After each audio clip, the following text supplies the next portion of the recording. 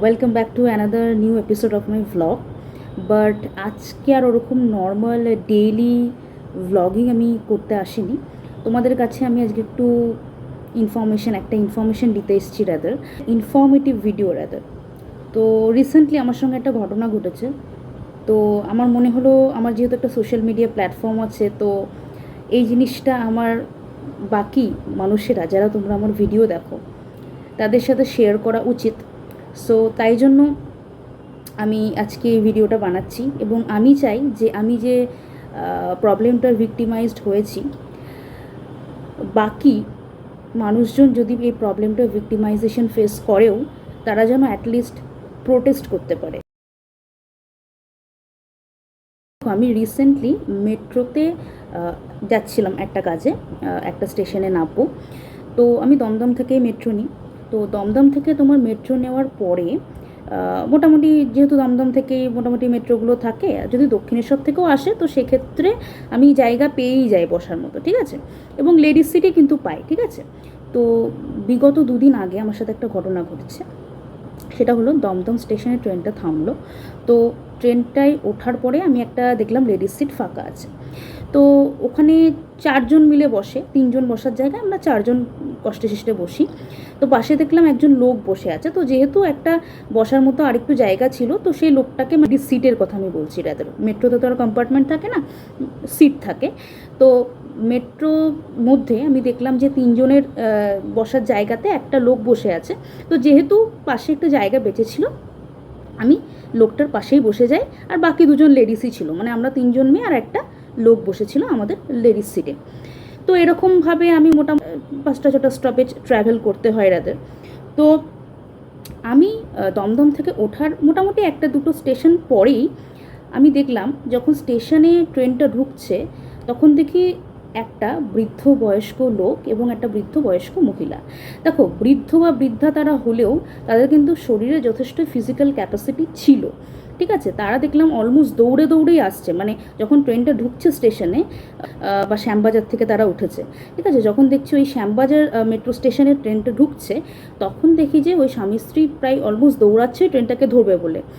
তো যাই হোক, স্টেশনের ট্রেনটা থামলো। তো ওই হাজব্যান্ড অ্যান্ড ওয়াইফ, ওই দুই বয়স্ক মহিলা এবং লোকটা আমাদের কম্পার্টমেন্টে উঠলো। ওঠার পর থেকে উনি যেই উঠলেন, এবার মহিলাটা, বয়স্ক মহিলাটা যখন আমাদের সিটের দিকে এগিয়ে এলেন, ওনার হাজব্যান্ডের সাথে সাথে আসছেন, ঠিক আছে। এবার আমার পাশে যে লোকটা বসেছিল, মানে আমাদের কিন্তু যে আমি যে সিটটাতে বসেছিলাম সেটা লেডিস সিট, ঠিক আছে। তো আমাদের পাশের সঙ্গে সঙ্গে আমার পাশের যে লোকটা ছিল, তো লেডিস সিট দেখে সেই লোকটা উঠে গেল এবং উঠে গিয়ে ওই বৃদ্ধ মহিলাটাকে বসবার জায়গা করে দিল। তো ইটস ওকে, সেটা তার হিউম্যানিটি এবং সেটা লেডিস সিট তাকে দিতেই হতো কোনো না কোথাও গিয়ে। বাট আমার কানে হেডফোন ছিল। তো আমি ওই বৃদ্ধ লোকটাকে ভাবছিলাম জায়গা দেবো, কিন্তু আমাকেও তো অনেকটা ট্রাভেল করতে হয়। তো আমি ভেবেছিলাম যে 1-2 স্টপেজ যাক, তারপরে আমি নিজের থেকেই বলব। কিন্তু ব্যাপারটা তখনই অন্যরকম হয়ে দাঁড়ালো। ব্যাপারটা কী হলো, আমার পাশে যখন বৃদ্ধা মহিলাটা বসলো, বসতে না বসতেই ওই মহিলার দাবি যে ওনার যে হাজব্যান্ড, যে বৃদ্ধ হাজব্যান্ড যার সঙ্গে উনি এসেছেন, সম্ভবত ওনারা পুজোর কোনো শপিং করতে যাচ্ছেন। এবং বৃদ্ধা বা বৃদ্ধ হলেও যে হাঁটতে পারে না, দৌড়াতে পারে না এমনটা না। আমি এর আগেই বললাম যে ওনারা লিটারেলি মেট্রো স্টেশনে আমি দেখলাম দৌড়ে দৌড়ে আসছিল ট্রেনটাকে ধরার জন্য, ঠিক আছে। তো এবার বৃদ্ধা মহিলাটাকে বসতে দেওয়া হয়েছে। ওনারা কিন্তু ফিজিক্যালি যথেষ্ট ক্যাপেবল, মানে মোটামুটি বয়স্ক হলেও। এবার মহিলাটার ডিম্যান্ড আমাকে উঠতে হবে, এবং সঙ্গে সঙ্গে সেটা, মানে ওনারা উঠেছেন যে স্টপেজ থেকে, বৃদ্ধা মহিলাটা বসে আছে এবং তার ডিম্যান্ড হচ্ছে আমিও যাতে উঠে তার পাশে তার হাজব্যান্ডকে বসার ব্যবস্থা করে দিই। এবং আমাকে সেই কথাটা তারা খুব অভদ্রভাবেই বলে। হ্যাঁ, অনেক মানুষ আছে যাদের সত্যিকারের, যারা বৃদ্ধ, যারা সত্যি হাঁটতে পারে না, চলতে পারে না, বাট রেগুলার হয়তো অফিস করতে হয়, কি করবে, তো তাদেরকে আমরা নিজের থেকেই দিই। কিংবা এরকমও কিছু ভদ্র মানুষ আছে যারা আসলেই ভদ্রলোক, কোট আনকোট আসলে ভদ্রলোক। দেখো, এডুকেশন আর টাকা পয়সা দিয়ে তো ভদ্রলোকের পরিচয় হয় না। তো সেদিনকে আমি যে জিনিসটা বুঝলাম, রাদার ভদ্রলোকের পরিচয় হয় মানুষের ব্যবহারে। তো অনেক মানুষ এরকম যেরকম আছে যে আমাদের অল্প বয়সী ছেলেমেয়েরাও আমরা যখন বসি আমাদেরকে এসে রিকোয়েস্ট করে যে বাবা বা মা তোমরা যদি একটু ওঠো, তো আমার একটু এই পায়ে ব্যথা আছে, আমার খুব সুবিধে হয়। তো ডেফিনেটলি আমরা তখনই তাদেরকে সিট ছেড়ে দিই। তো সেরকম তো কিছু বলছেই না, খুব রুডলি লোকটা বলছে তুমি এখান থেকে ওঠো। তো আমি সেটা শোনার পরেই আমি কিন্তু কিছু রিয়্যাক্ট করিনি, উপরন্তু আমি উঠবো না সেটাও বলিনি। আমি শুধু সেই বৃদ্ধ লোকটাকে বলেছি যে দেখুন আপনার ওয়াইফ তো বসেছে, তো একটা দুটো স্টপেজ যাক, আমাকে যেহেতু এখনও অনেকটা ট্রাভেল করতে হবে, তো একটা দুটো স্টপেজ যাক, তারপরে আমি আপনাকে সিটটা দিয়ে দেবো। ওনারা বেশ অনেকটা দূরেই যাবে এবং আমি নিজের থেকেও ভেবে রেখেছিলাম যে আমি সেটা দেবো। তো লোকটা এমন চেঁচামেচি এবং এতটা অসভ্যতামি এবং অপদস্থ করা আমাকে স্টার্ট করলো, মানে ভার্বাল অ্যাবিউজ যেটাকে আমরা বলে থাকি, মানে লিটারালি জোরে জোরে, এবং মানে যে মানে অশ্লীল কথাবার্তাগুলো হয় যে আমি কেন তাকে সিটটা দিইনি। রিজনটা হচ্ছে এটা যে আমি কেন তাকে তখনই সিটটা হ্যান্ড ওভার করিনি, এটা ছিল আমার দোষ। আমি যখন কলেজ বা ইউনিভার্সিটিতে পড়তাম, তো তখন আমি রেগুলারলি পাবলিক কলকাতার মানে বাসেই, লোকাল বাসে রাদার ট্রাভেল আমি করতাম। তো তখন আমি যখন লেডিস সিটে বসতাম, এরকম কিছু মহিলা ছিল এরকম বিহেভ করতো যে মানে আমি উঠতাম প্রথম স্টপেজ থেকেই, তো তাদের ডিমান্ড হচ্ছে তারা উঠেছে এখনই তাদেরকে বসতে দিতে হবে। তো অনেক সময় স্কুল কলেজ বা ইউনিভার্সিটিতে কী হতো যে অনেক সময় কী হতো, ব্যাগটা কিন্তু সবসময় হালকা থাকতো না, মাঝে সাঝে একটু ভারীও থাকতো যখন প্র্যাকটিক্যাল ওয়ার্কস থাকতো, কিংবা অনেক সময় আমাদের একটু বই খাতাপত্র নিয়ে যেতে বলতো কলেজ বা ইউনিভার্সিটিতে, তখন কিন্তু অনেকটা সময় আমাদের ব্যাগ ভারী থাকতো। তো তখন ওরা তো আমাদের ব্যাগ ধরতোই না, উপরন্তু ওনাদেরকে জায়গা দিতে হয়, মানে প্রত্যেকটা জাস্ট বিকজ তারা বয়স্ক বলে তারা প্রিভিলেজটা নেবে, এটা হচ্ছে বড় কথা। এবং যখনই সেটা পাবে না তখনই তোমাকে ভার্বালি ওরা অ্যাবিউজ করবে পাবলিকালি, এটা হচ্ছে কথা।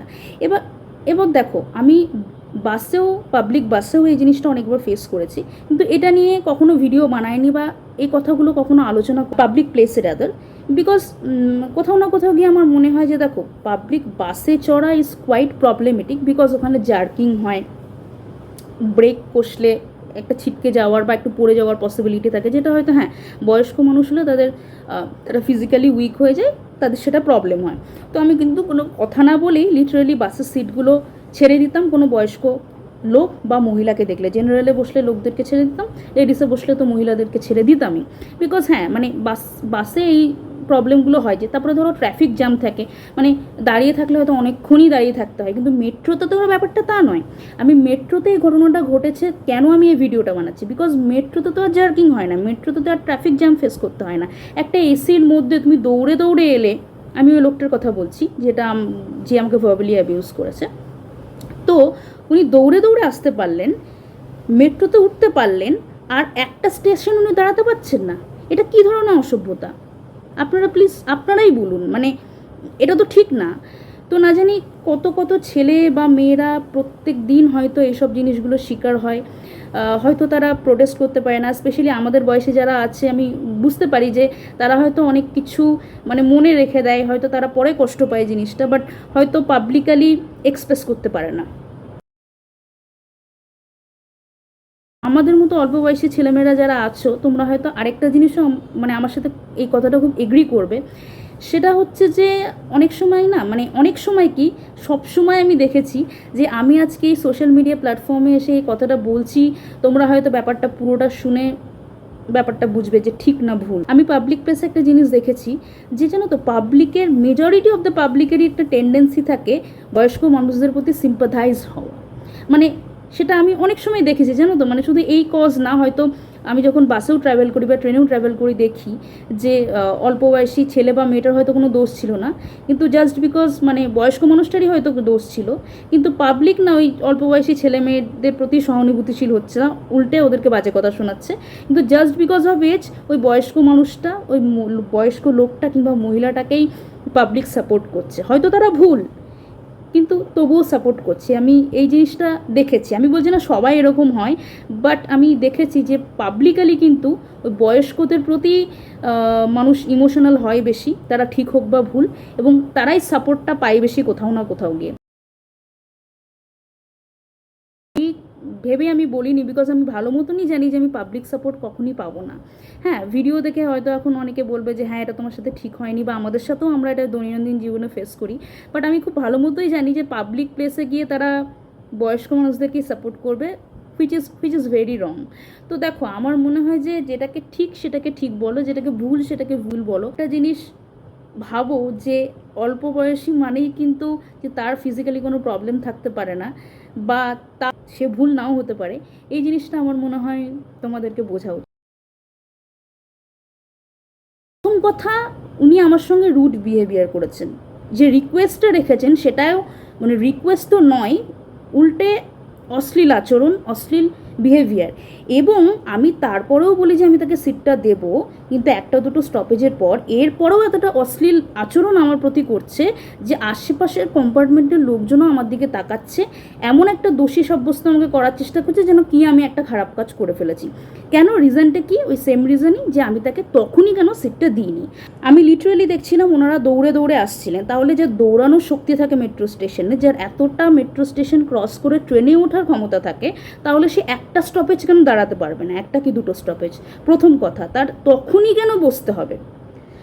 দ্বিতীয়ত যেটা কমপ্লেন আছে সেটা হচ্ছে, তাহলে যে মহিলারা প্রেগনেন্ট, বা যদি আজকে আমারই যদি পিরিয়ডস ইস্যু থাকতো, বা যদি আমার পিরিয়ডস হতো, বা সেকেন্ড বা থার্ড ডে হতো, তো তখনও কি জাস্ট বিকজ সে একজন বয়স্ক মানুষ বলে আমার লেডিস সিটটা আমাকে ছাড়তে হতো? মানে এই সিটটাকে ছাড়বার জন্য আমি বাধ্য? দেখুন, আপনারা বলতেই পারেন যে প্রবীণ নাগরিকের বা সিনিয়র সিটিজেনশিপের সিট যদি হতো, আমি কিন্তু ছাড়তে বাধ্য ছিলাম, আমার শারীরিক কন্ডিশন যেমনই হোক না কেন। বাট আজকে একটা যদি মেয়ে প্রেগনেন্ট হয় এবং সে লেডিস সিটে বসে থাকে, জাস্ট বিকজ যে তারা বয়স্ক মানুষ বলে, মহিলা হলেও বা ঠিক আছে, কিন্তু একটা লোককে আমার সঙ্গে সঙ্গে আমি কেন জায়গা দেব? এবং সেটা না পেলেই তারা অশ্লীল আচরণ করবে, অশ্লীল কথাবার্তা বললে, ভার্বালি অ্যাবিউজ করবে পাবলিক প্লেসে, এটা কি উচিত? এটা আমার কর্তৃপক্ষের কাছে প্রশ্ন, এটা আমার অডিয়েন্সের কাছে আমার প্রশ্ন, বা আমার ভুলটা কি এখানে? ডেফিনেটলি তোমরা কমেন্ট করে জানিও।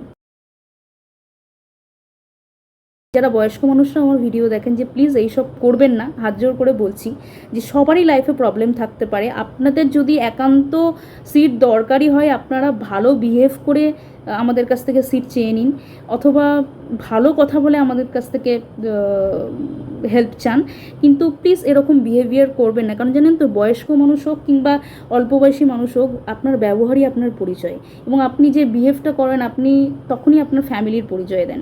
তো দয়া করে এই কাজগুলো করবেন না। আশা করি সবাইকে আমি বোঝাতে পেরেছি, যে মেসেজটা আমি কনভে করতে এসেছিলাম রাদার। তো যাই হোক, এটাই বলার ছিল।